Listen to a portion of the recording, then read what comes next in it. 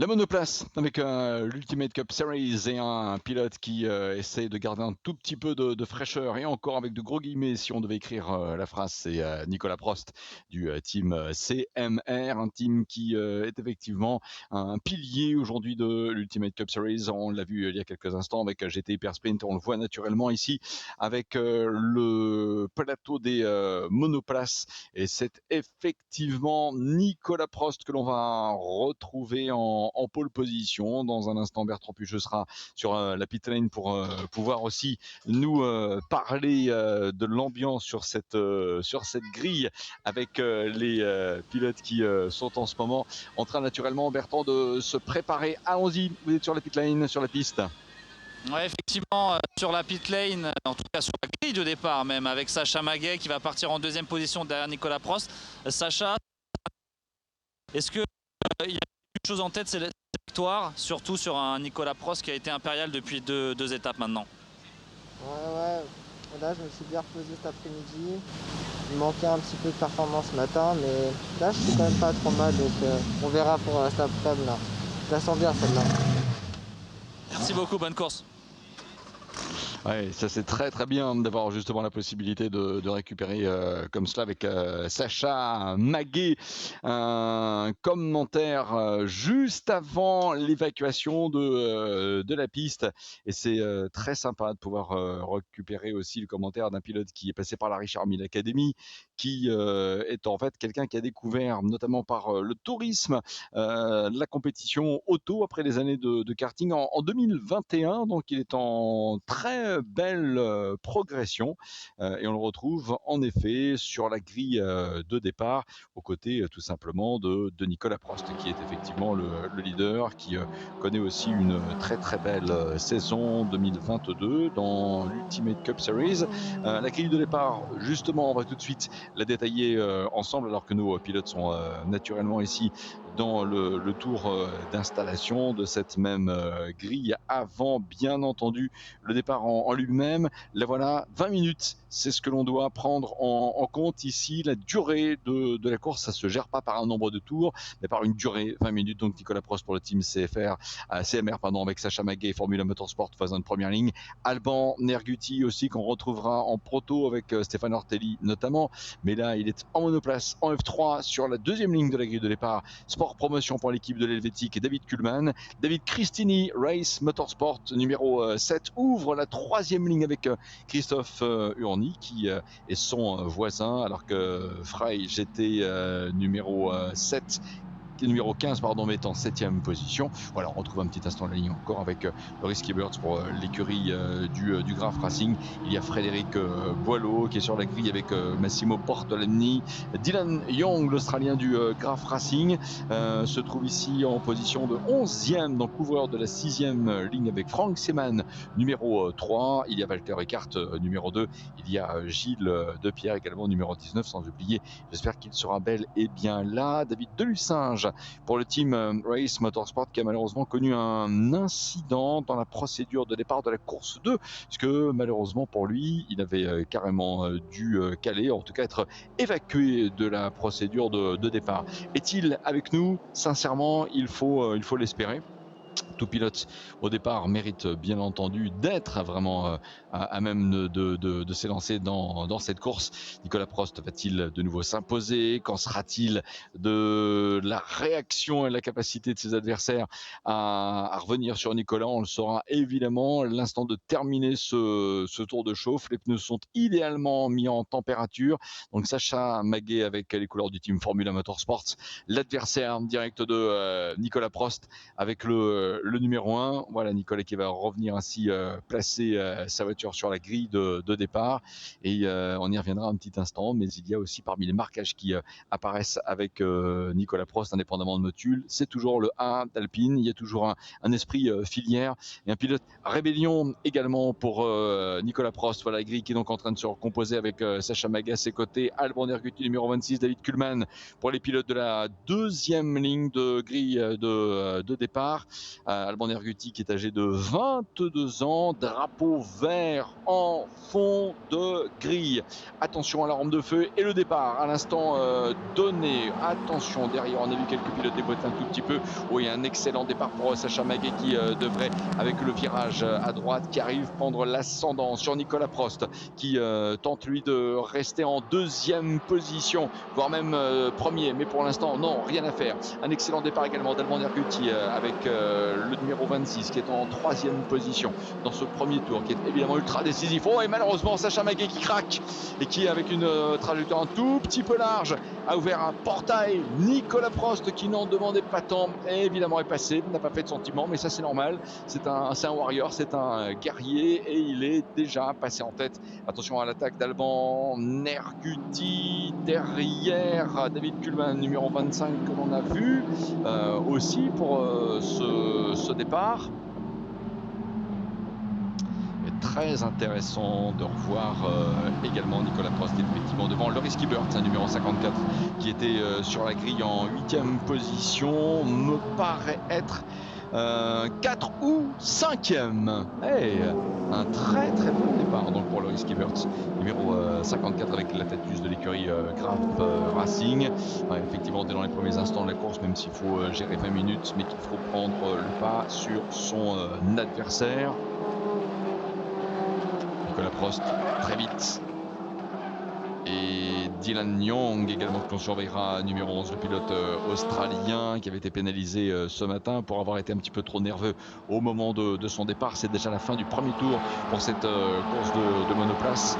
Nicolas Prost est effectivement au commandement, Sacha Maguet qui est en deuxième position. On va tout de suite voir les écarts et confirmation, Loris Skibert, numéro 54, qui est revenu brillant quatrième, et les bons premiers moments de course aussi pour Dylan Young et même pour Frank Seaman, numéro 3, qui est en 8e position. Malheureusement, David Delucin, je le dirai juste une fois, n'a pas réussi à prendre le départ de cette course 3. On espérait, malheureusement, ce n'était pas le cas. Christophe Hurny, pilote suisse, numéro 62, Sport Promotion, le premier des pilotes avec un châssis de Formule Renault. Ils sont 3 à en avoir un. Christophe Hurny est le premier à la 9e place. Là, le pilote que l'on suit en ce moment, c'est Alban Nerguti, numéro 26, qui est à la fois en position attaque et en position pilotage défensif, car Loris Skibert, auteur d'un excellent départ, est revenu dans son sillage. Objectif évidemment, tenter de trouver la faille pour rentrer dans le top 3. Nicolas Prost leader, 1 seconde 2 d'avance sur Sacha Maguet. Alban Nerguti toujours en 3e position, Loris Skibert donc qui suit, David Cristini numéro 7 avec les couleurs de Race Motorsport et la direction de course qui fait l'aveu d'un départ sous enquête. C'est vrai qu'en deuxième moitié de peloton, on a vu quand même quelques pilotes précédents des coups. En même temps, c'est dans le tempérament, dans le naturel de ces pilotes. Nicolas Prost, Sacha Maguet, Alban Nerguti, 1, 2 et 3. C'est Loris Skibert là que l'on est très à même de suivre pour le bénéfice de la 3e position. Et tout le monde là, rien indépendamment quand même de Nicolas Prost qui vient de réaliser le record du tour en course en 1:34. Tous les autres tournent en 1 minute 35 en ce moment. Alban Nerguti et Loris Skibert qui dans ce tour-là était 5 centièmes plus vite. On va revoir, regardez bien, pour une fois le départ depuis la deuxième moitié de peloton. Attention donc ça part, et effectivement, il y a eu quelques pilotes, regardez bien, dans le fond de grille qui ont commencé à déboîter très tôt. On a également eu un excellent départ de Sacha Maguet, mais après, Nicolas Prost lui a rappelé c'est qui le patron, si je puis dire, et je le dis. En tout cas, il est pour l'instant brillant en deuxième, mais plus en position de spectateur de la démonstration de Nicolas Prost en ce moment, qui là ne fait pas de sentiment, et il a raison. 1 seconde 7 d'avance pour Nicolas sur Sacha Maguet après le deuxième tour. Alors derrière, là, Loris Skibert, numéro 54, est génial dans son style de pilotage. Celui qui en fait un petit peu, et même plus qu'un petit peu, qui en fait complètement les frais, c'est justement Alban Nerguti. Loris Skibert pour la 4e position en ce moment. avec un pilote qui est membre aussi de l'écurie du Graf Racing, on va la rappeler. Alors que là on les retrouve dans ces enchaînements de virages en ce moment. Et si je ne me trompe, Loris Skibberts qui doit être aussi un horloger en plus de cela. Vous allez me dire, pour un Suisse, c'est souvent un métier qui fait office de référence. Ça veut dire qu'il marche comme une horloge suisse pour Loris Skibberts. C'est pas faux de le dire. En tout cas, le pilote du Graf Racing qui est aussi, rappelons-le, un étudiant qui vient de Vevey, est en train de se rattraper aussi par rapport à la déconvenue qui avait été la sienne ce matin, alors qu'il avait été justement extrêmement incisif sur Nicolas Prost. C'est la dernière des courses pour les pilotes monoplace là à Misano dans le cadre de l'Ultimate Cup Series. Demain nous aurons une journée proto et GT Endurance avec des courses de 4 heures, et on a le sentiment qu'avant de partir en vacances, Loris Skibberts, oh là, attention, oh, contact entre deux voitures à l'instant avec David Kuhlmann numéro 25. Prise de roue avec Dylan Young qui a voulu faire l'intérieur. David Kuhlmann qui ne l'a pas entendu, a un peu fermé la porte, ça fait décoller la voiture. Et là David Kuhlmann,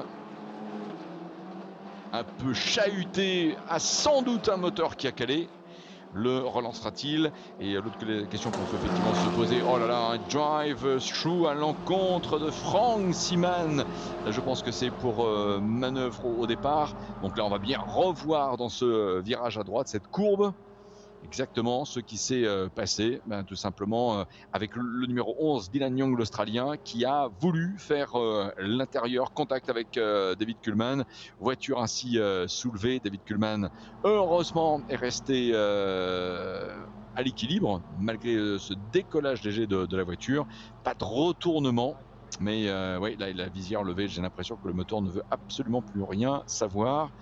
Alors que pendant ce temps, Nicolas Prost continue de caracoler en tête, bien entendu, et a même amélioré le record du tour en course après le 4e tour, en étant 1:34.354 pour la performance de Nicolas Prost. Et attention, les drapeaux jaunes, évidemment, à la vue de ces mêmes drapeaux, on ne double pas, que va décider la direction de course, parce que là pour l'instant, il y a une voiture qui fait clairement obstacle. Celle de David Kuhlmann. Restons attentifs. Est-ce que l'on va avoir une voiture de sécurité? Ça, encore une fois, en fonction de l'ensemble des paramètres, la direction de course qui décidera, en tout cas, Nicolas Prost est pour l'instant intouchable ou presque en tête de la course. Il devance Sacha Maguet de 2 secondes et demie. Alban Erguti et Loris Skibberts, c'est le bras de fer le plus intense depuis le départ de la course. L'enjeu, c'est la 3e position. Alban Erguti, 22 ans. Et Loris Skibberts, numéro 54, justement derrière lui. 20 ans. Ouais, commissaire, voilà, arrivé aux côtés de David Kuhlmann, et voilà le tracteur avec ce bras élévateur pour la prise en charge de cette monoplace. Voilà, on remet bien le volant, on va demander en effet au pilote de venir se mettre à l'abri, normal. Allez, tout de suite le bras de levage, et malheureusement pour David Kuhlmann de l'écurie Sport Promotion, 2e de l'Ultimate Cup Series monoplace palmarès 2020, eh bien la course va s'arrêter là. Nicolas Prost toujours devant pendant ce temps. Voilà, la voiture a été prise par l'arceau, soulevée, reste à enclencher la marche arrière ou faire pivoter sur lui-même ce tracteur et retirer la voiture, encore une fois, pilote indemne. Et je regardais en même temps au niveau du classement, Dylan Young, numéro 11, a une voiture qui n'a absolument pas souffert de ce contact, puisque dernier tour il était en 1:35 secondes 936 millièmes. C'est le chrono record pour cette voiture. Donc Dylan Young montre que eh bien en effet la voiture malgré le contact n'a absolument pas souffert. Dommage, David Kuhlmann n'a jamais pu repartir. Peut-être que le moteur s'est mis en sécurité, là aussi c'est une probabilité. On n'aura pas une neutralisation dans moins de 30 secondes, ou en tout cas d'intervention de voiture de sécurité. Dans moins de 30 secondes, nous serons arrivés au cap de la mi-course. Et l'on continue de suivre Alban Erguti et Loris Skibberts qui sont toujours à la lutte. Et confirmation également, drapeau vert partout, donc un circuit en mode full attack sur 100% de son étendue. Frank Seaman, numéro 3 cependant, signalé dans la pit lane. Et là une image toujours particulière, voilà, c'est quand une voiture comme ça soulevée est mise à l'abri. Mettila dritta che vengo un altro metro dietro. Voilà, derrière, prende la macchina et mettra à l'abri. Nicolas Prost dans son 7e tour pendant ce temps, l'écart plus ou moins stabilisé vis-à-vis de Sacha Maguet, mais en même temps Nicolas peut se permettre de gérer son avance. Elle est en ce moment stabilisée à quelque chose comme 2 secondes 7. Mais du côté des chronos, c'est la régularité suisse pour Nicolas. Dernier tour, 1:34.9. Sacha Maguet, pour Nicolas Prost, pardon, 1:34.8, mais 1:34.9 pour Sacha Maguet. Alban Ergut, 1:34.8. Loris Kiebert également. Bataille fait rage entre ces deux pilotes. Oh là là, attention, avons-nous eu Loris Kiebert finalement? Oui, passé 3e, c'est confirmé. L'Helvétique qui rentre dans le tiercé de tête. Mais Alban Nerguti peut se permettre éventuellement pendant quelques instants de concéder aux Suisses cette 3e position. Après tout, on va inverser les rôles. C'est lui maintenant qui va pouvoir partir en chasseur derrière Loris Kiebert. En tout cas, tout bien qu'on lui souhaite. Et peut-être justement, en collant la pression sur l'Helvétique, repasser en 3e position. Mission devant lui, défi à relever et à réussir en l'espace de quelques 8 minutes 30. Même si là je trouve qu'en l'espace de quelques virages, Loris Kiebert est parvenu à assez sensiblement se détacher d'Alban Nerguti.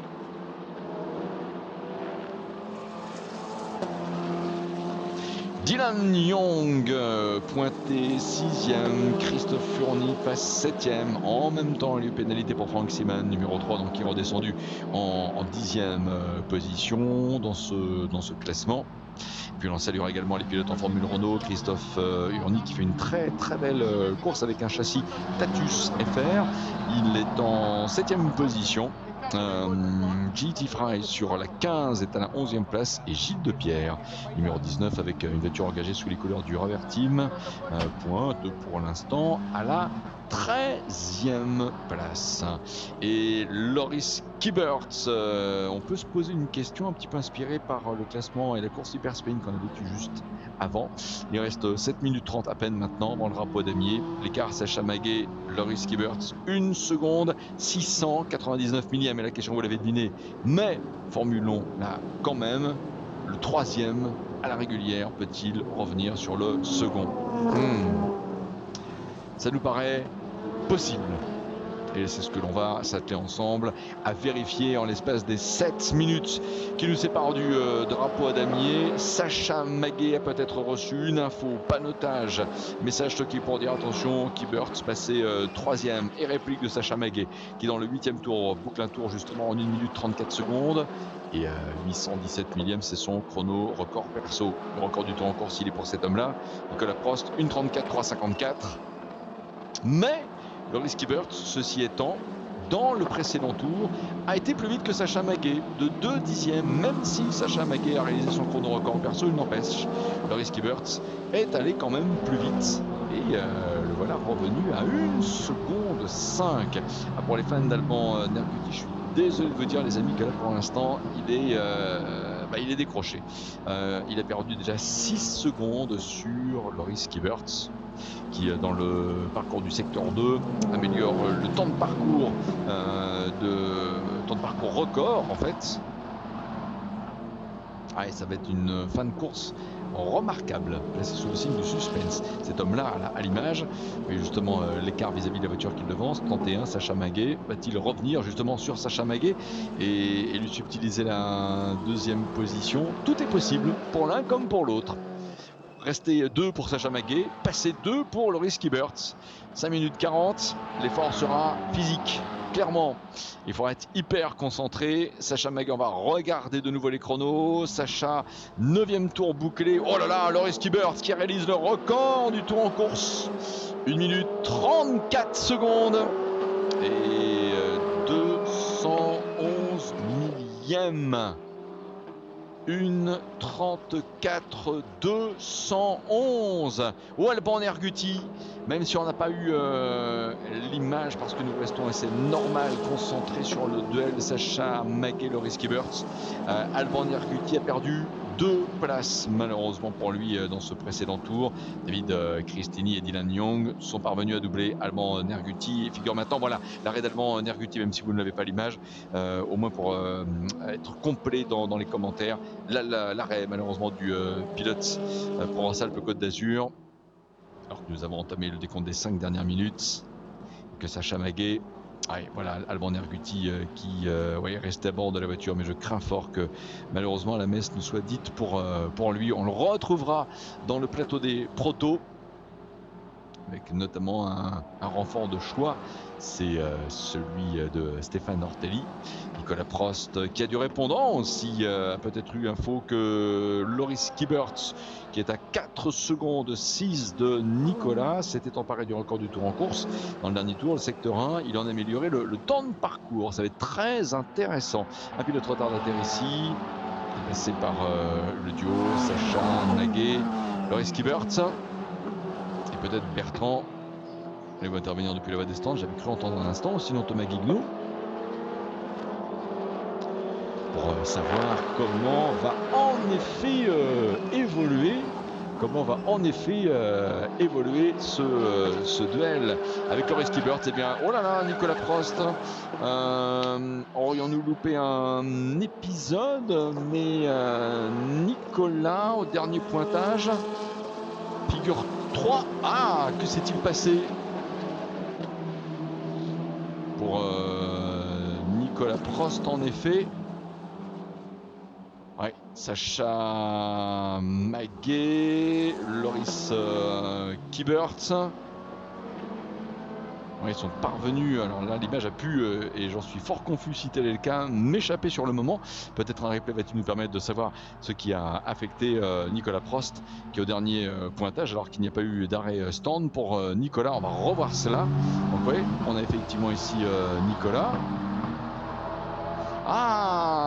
En effet, il a touché. C'est la roue avant gauche. Oh là là, pour Nicolas Prost. Alors, dans quelles circonstances a-t-il endommagé sa voiture? Alors là, c'était dans le virage 10 pour Nicolas Prost. Et on ne croyait pas si bien dire un peu plus tôt que pour terminer premier, en premier, il faut terminer. Et ce ne sera pas le cas pour Nicolas Prost, qui pour une fois va démentir le slogan, le dicton jamais 203. Oh là là là là là. Oui, alors là, la roue avant gauche, là, complètement à l'équerre désormais. Et le 11, Dylan Young, qui passe 3e, va devoir passer par les stands pour être sanctionné en fait, pour avoir été à l'origine d'un contact.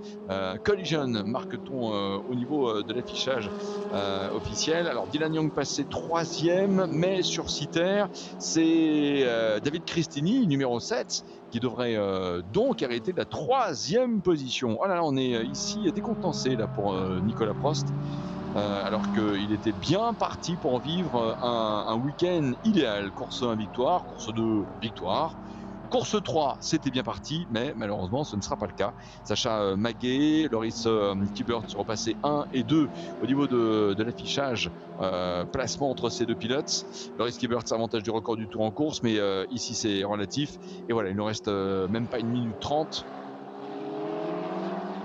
On va voir en effet comment va se terminer ce duel entre ces deux pilotes, alors qu'un peu plus tôt Loris Kiebert avait la régulière pris l'avantage sur Sacha Magué, repassé devant. Attention, top maintenant, l'attaque de la dernière minute des pilotes qui ont terminé à l'instant avec le 12e tour, et qui attaque par conséquent le 13e et dernier, séparé au niveau du franchissement ligne de chronométrage par un petit rien. 3e, Dylan Young numéro 11, 3e sur Citer, et 3e possible David Cristini, même si au niveau d'ordre de passage des voitures il est 4e, à moins que Dylan Young ici n'emprunte la bonne décélération. On va rester très concentré sur le duel final, Sacha Magué et Loris Kiebert. Dylan Young n'est pas passé par la pit lane.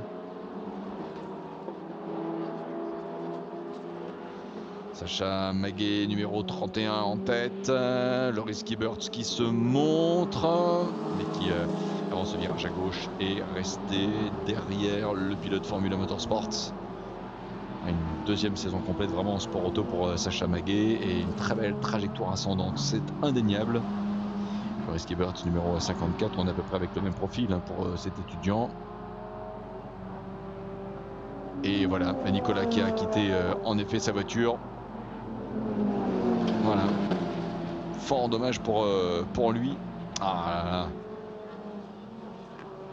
Grosse déception pour Nicolas que l'on partage. Pas parce que c'est Nicolas Prost, mais pour un pilote quel qu'il soit, être obligé alors que vous êtes largement leader, obligé d'abandonner comme cela, c'est effectivement ce qui est de plus rageant avant la trêve estivale. Allez, Sacha Maguet, Loris Kieberts qui va s'imposer. Pour l'instant, Sacha Maguet, numéro 31, est en tête. Allons le voir passer pour le dernier virage. Et attention, le drapeau damier. Ouais, la victoire revient à Sacha Maguet, numéro 31, qui s'impose 3 dixièmes d'avance sur Loris Kieberts. Et alors, j'hésite, parce que je ne pense pas qu'il est à moins qu'il va emprunter la pit lane maintenant.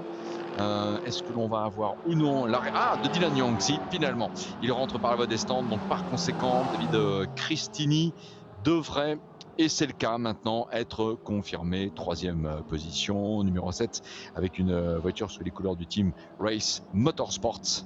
Décidément une course qui a été une course de pas mal de chahuts. En même temps, vous allez me dire, c'est du sport auto, ils sont des guerriers au volant de chacune de ces monoplaces. Et à la fin, gagne effectivement celui qui est le plus fort ou qui ne subit pas des déconvenus autres aléas de course. Là, je repense encore une fois à Nicolas Prost, malheureusement, qui devra se contenter d'une 12e position par rapport à la distance parcourue.